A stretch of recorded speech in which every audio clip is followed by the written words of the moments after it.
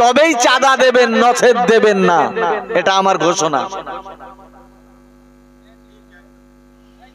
তুমি জলসার নাম করে দুদিন যাবত গ্রামের মানুষকে অতিষ্ঠ করে তুলেছো। প্রথম দিনে যাত্রা হচ্ছে, জানো যাত্রা বোঝে, গজল শোভা দিলি অত লোক হয় না, গজল দেওয়া দিয়েছে সেখানে মহিলা শিল্পী আর পুরুষ শিল্পী, আর যত মেয়ে ছেলে গ্রামের আর যত যুবক যুবতীর হাট বসেছে। আল্লাহ ভূমিকম্প তো দেবেই দেবে। কোন দিন শুনবেন নেপালের মতো পুরো একটা দেশ তলিয়ে গেছে। নেপালে ভূমিকম্প হলো, শুনেছেন তো? কয়েক লক্ষ মানুষের মরণ হয়েছে। ভুটান কি হলো? ইন্দোনেশিয়ায় কি হলো? নিউজিল্যান্ডে কি হলো?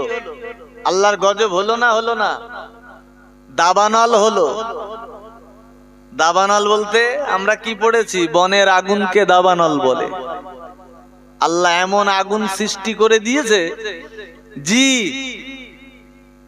পুরো ইসরায়েলের মাথা খারাপ, কি করে ওই আগুন নেভাবে। আজকে শান্তিতে বসবাস করছো, রুজির অভাব নেই, সুস্থ হালাতে আল্লাহ আপনাকে বসিয়ে রেখেছেন, জি। তো একদিন গেল গজলে, গজল না গজবে, ওর থেকে আমি মনে করব দুটো চারটি গায়ক গায়িকা নিয়ে এসে প্রোগ্রাম করলে মনে হয় একটু সওয়াব বেশি হবে। নাউজুবিল্লাহ বলেন। ও গজল না, ও গজব।